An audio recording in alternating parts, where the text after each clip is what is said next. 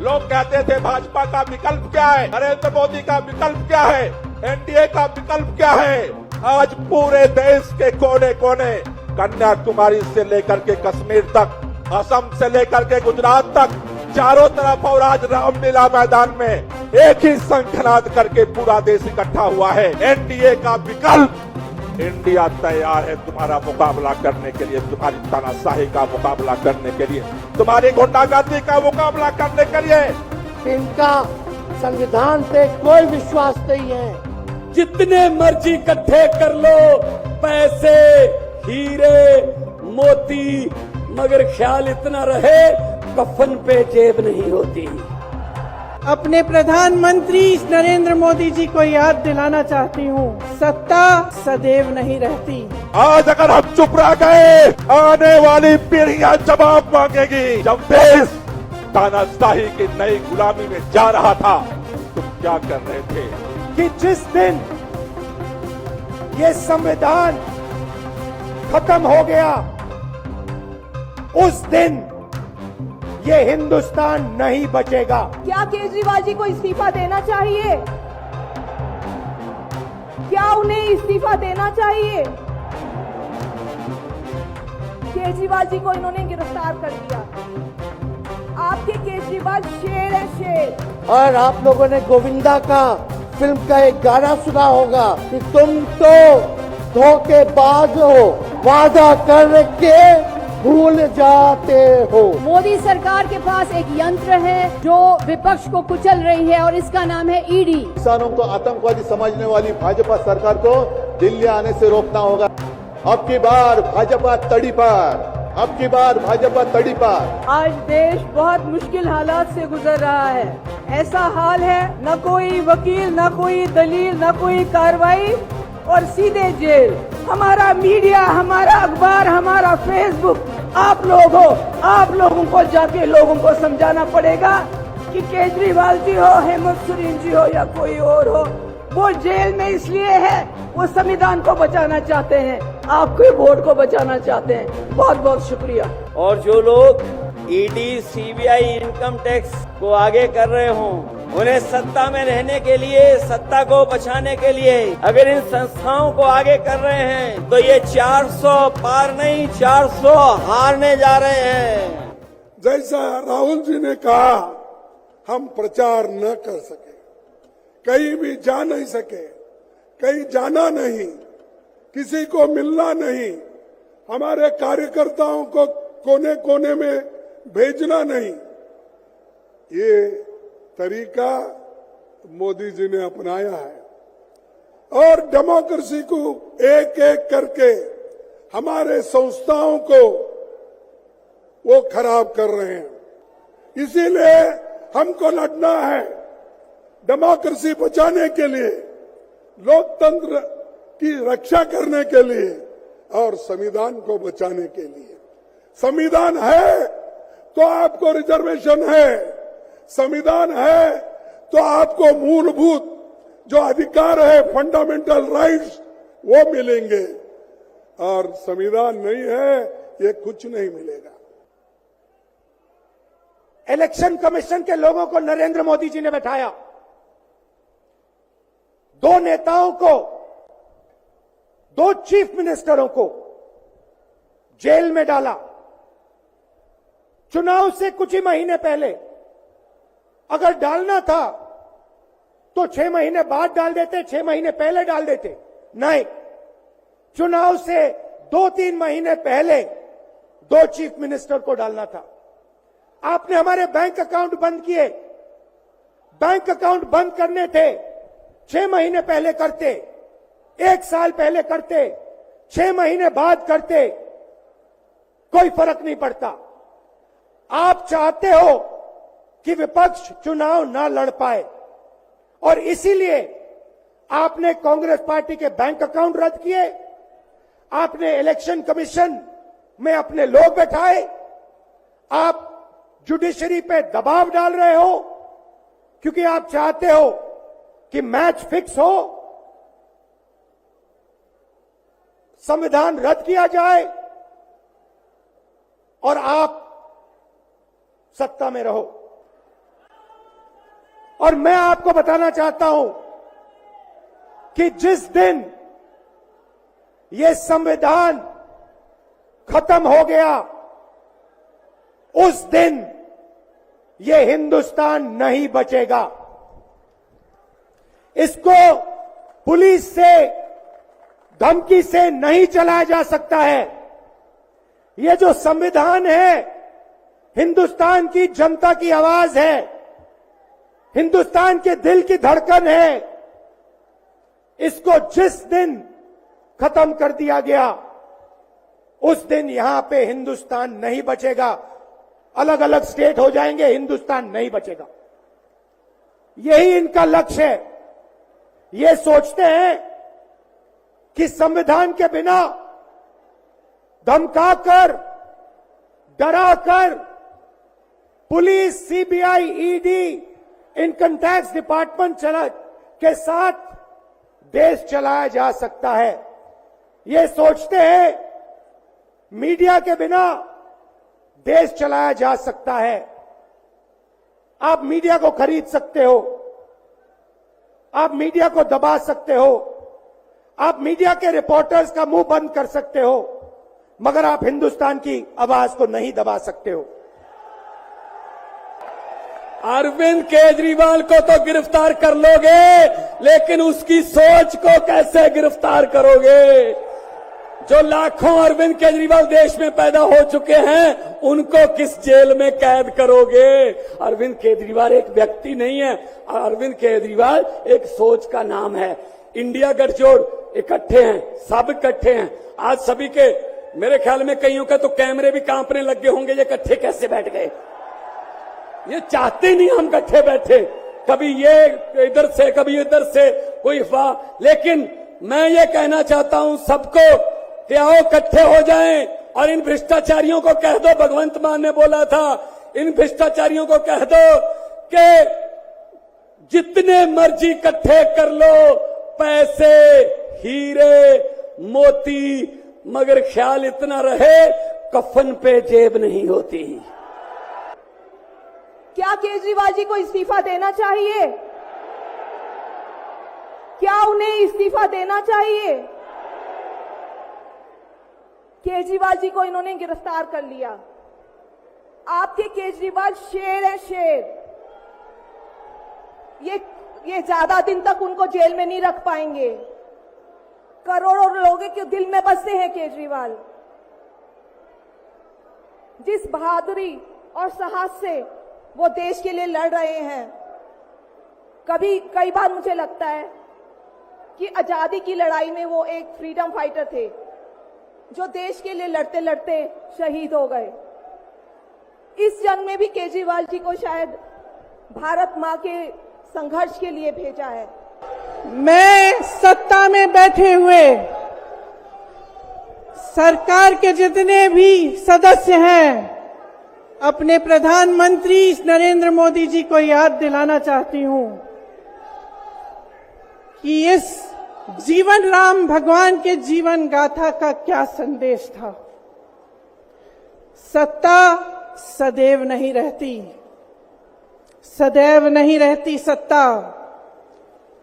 सत्ता आती है, जाती है, अहंकार चूर चूर होता है एक दिन। यही संदेश था भगवान राम का, उनके जीवन का। और आज यहां रामलीला मैदान पर खड़े हुए इंडिया गठबंधन की 5 मांगों को पढ़ने से पहले मुझे ये उचित लगा कि मैं ये संदेश एक बार फिर दोहराऊं। आज हमारा मकसद क्या है? आज हमारा मकसद सिर्फ एक है कि हम सब आईन को बचाएं, कॉन्स्टिट्यूशन को बचाएं। आज कॉन्स्टिट्यूशन पे हमला है। आप देखें, चीफ जस्टिस ऑफ इंडिया को भी धमकियां दी जा रही हैं। यह हाल है हमारा। ये बात सुनिए, इंसान को इंसान से लड़ाया जा रहा है। मुसलमान अलग, हिंदू अलग, सिख अलग, ईसाई अलग। इस लड़ाई के खिलाफ हमने आवाज उठानी है।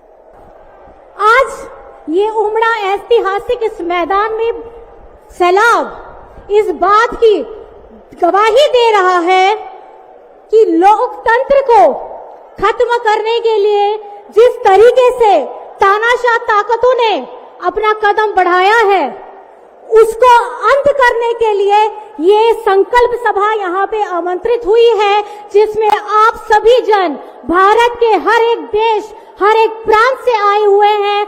आप सभी को बहुत बहुत शुक्रिया, बहुत बहुत बधाई कि आपने हमारी ताकत को, इंडिया गठबंधन की ताकत को बढ़ाया है। आपके यहाँ उपस्थित होने से हम सब मंचासीन जितने पार्टी के कार्यकर्ता हैं, पार्टी के माननीय गण हैं, सभी को ताकत मिलती है, क्योंकि हमारी ताकत आप सब यहाँ भारत की 140 करोड़ की जनता है, जिनका बहुमत, जिनका हिम्मत, जिनका ताकत हम सभी को मिला है। और आप लोगों ने गोविंदा का फिल्म का एक गाना सुना होगा कि तुम तो धोखेबाज हो, वादा करके भूल जाते हो। रोज रोज मोदी जी तुम ऐसा करोगे, रोज रोज मोदी जी तुम ऐसा करोगे, जनता जो रूठ गई तो हाथ मलोगे। अरे तुम तो धोखेबाज हो, वादा करके भाग जाते हो। हम जानते हैं कि आम आदमी पार्टी और अरविंद केजरीवाल जी के सामने एक बहुत बड़ी चुनौती है। चुनाव के समय है और इस समय आपके लोकप्रिय नेता को जेल भेजा गया है। ये तानाशाही है, लोकशाही नहीं है, जनतंत्र नहीं है। मोदी सरकार के पास एक यंत्र है जो विपक्ष को कुचल रही है और इसका नाम है ईडी। ये है दुनिया का सबसे बड़ा वॉशिंग मशीन। एक विज्ञापन था निरमा पाउडर का, जो दूध सी सफेदी निरमा से आए। तो ये है कि जो भी बीजेपी के अंदर, भाजपा के अंदर चला जाता है तो एक दूध सी सफेदी छा जाती है उनके ऊपर। मैं ये कहना चाहती हूँ कि इस तरह की राजनीति जहां एक व्यक्ति के पास अधिकार है, एक नेता, एक दल, एक पार्टी, एक व्यक्ति, ये राजनीति हमारा सामाजिक ढांचा और फेडरल स्ट्रक्चर को खत्म कर रहे हैं। कि इनका संविधान पे कोई विश्वास नहीं है। ये लोग नागपुरिया कानून को लागू करना चाहते हैं, आरएसएस के एजेंडे को लागू करना चाहते हैं। जो सरकार किसानों को आतंकवादी मानती है और जो सरकार किसानों को दिल्ली आने से रोकती है, तो पूरे अब समय है कि पूरे देश के किसानों ने, किसानों को आतंकवादी समझने वाली भाजपा सरकार को दिल्ली आने से रोकना होगा। जैसे आपकी राह, उन्होंने आपके रास्ते दिल्ली आने से रोकी थी, वैसे अब किसानों ने बीजेपी को दिल्ली आने से रोकना ही होगा। और एक नारा जो मैंने मुंबई में दिया था, वो जो कहते हैं कि आपकी बार 400 पार, मैं आपको आह्वान करता हूं कि जहां से आप आए हुए हैं, आप जाओ, अपने घर पे जाओ, जहां भी जाएंगे, गांव में जाओ, लेकिन एक नारा आपको देना होगा तानाशाही के खिलाफ। अब की बार भाजपा तड़ी पार, अब की बार भाजपा तड़ी पार। आज वही दुनिया में भारत की अगर सबसे ज्यादा थू थू किसी ने कराई है तो वो भारतीय जनता पार्टी के लोग हैं। भारतीय जनता पार्टी कहती है कि वो दुनिया में सबसे बड़ी पार्टी है, लेकिन इनके 10 साल का कार्यकाल आप देखोगे तो ये ब्रह्मांड की सबसे झूठी पार्टी है। केवल दुनिया की नहीं, ब्रह्मांड की सबसे झूठी पार्टी है। और जो लोग ईडी, सीबीआई, इनकम टैक्स को आगे कर रहे हों,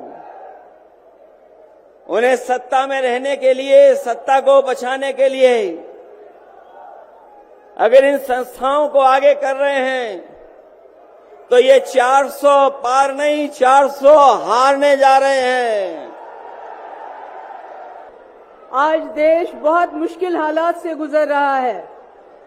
ऐसा हाल है, न कोई वकील, न कोई दलील, न कोई कार्रवाई और सीधे जेल। और शायद कलयुग का अमृत काल इसी को कहते हैं कि आप बिना पूछे, बिना कोई कार्रवाई किए हुए लोगों में जेल में डालते हो। ये मैं उमर खालिद की बात नहीं कर रही हूँ जो पिछले 2 साल से जेल में है। मैं सिद्दीक कपन की बात नहीं कर रही हूँ, मैं मोहम्मद जुबैर की बात नहीं कर रही हूँ, मैं आपके चुने हुए नुमाइंदों की बात कर रही हूँ जिनको आप लोग वोट डाल के एमएलए बनाते हैं, लोकसभा मेंबर बनाते हैं, चीफ मिनिस्टर बनाते हैं, मिनिस्टर बनाते हैं। कैसे उनपे करप्शन के चार्जेस लगा के बिना कोई वकालत के, बिना कोई कार्रवाई के जेल में डाला जाता है। हमारे लिए ये कोई अचंभे की बात नहीं है। हमने जम्मू कश्मीर में पिछले 5 साल से यही देखा है। आज हम यहाँ पर इसलिए जमा नहीं है कि हमने केजरीवाल जी को, अपोजिशन को बचाना है, नहीं। आज हम संविधान को बचाने के लिए यहाँ हैं। उस संविधान को जिसने आपको वोट दिया है, उस वोट से जिससे आप अपनी सरकार चुनते हैं। अगर आज आप नहीं जागे तो आपके वोट की कोई कीमत नहीं हुई। ये पहली बार हो रहा है हिंदुस्तान में, इलेक्शन से पहले ही इलेक्शन को रिग किया जाता है अपोजिशन को जेल में डाल के। मेरी आखिर में आप सबसे गुजारिश है, हमारे इंडिया अलायंस के पास टीवी नहीं है, अखबार नहीं है, फेसबुक नहीं है, यूट्यूब नहीं है, इनके पास सब कुछ है, गोदी मोदी सारा मीडिया। इसलिए मेरी आपसे गुजारिश है, हमारा मीडिया, हमारा अखबार, हमारा फेसबुक आप लोग हो, आप लोगों को जाके लोगों को समझाना पड़ेगा कि केजरीवाल जी हो, हेमंत सोरेन जी हो या कोई और हो, वो जेल में इसलिए है वो संविधान को बचाना चाहते हैं, आपके वोट को बचाना चाहते हैं। बहुत बहुत शुक्रिया। ये लड़ाई आज पूरे देश के अंदर, पिछले दिनों लोग पूछते थे, पिछले 5 साल पहले जब लोकसभा का चुनाव था कि इंडिया गठबंधन तो नहीं था उस समय, लोग कहते थे भाजपा का विकल्प क्या है, नरेंद्र मोदी का विकल्प क्या है, एनडीए का विकल्प क्या है। आज पूरे देश के कोने कोने, कन्याकुमारी से लेकर के कश्मीर तक, असम से लेकर के गुजरात तक, चारों तरफ, और आज रामलीला मैदान में एक ही शंखनाद करके पूरा देश इकट्ठा हुआ है।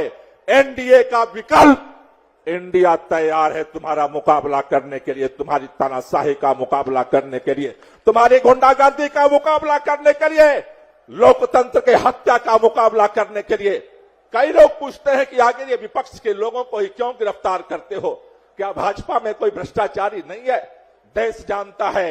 आज अरविंद केजरीवाल को जिस व्यक्ति के बयान के आधार पर गिरफ्तार कर लिया गया, वो शरद रेड्डी, साउथ लॉबी का, जिसको इन्होंने गिरफ्तार किया था शराब घोटाले में, उस शरद रेड्डी से इलेक्टोरल बॉन्ड की लिस्ट आने के बाद सारा दूध का दूध, पानी का पानी हो गया। उस शरद रेड्डी से ये भाजपाइयों ने 60 करोड़ रुपया लिया है, जो ऑन रिकॉर्ड है। मैं पूछना चाहता हूं आज देश के प्रधानमंत्री से, इस 60 करोड़ रुपए का हिसाब कब दोगे?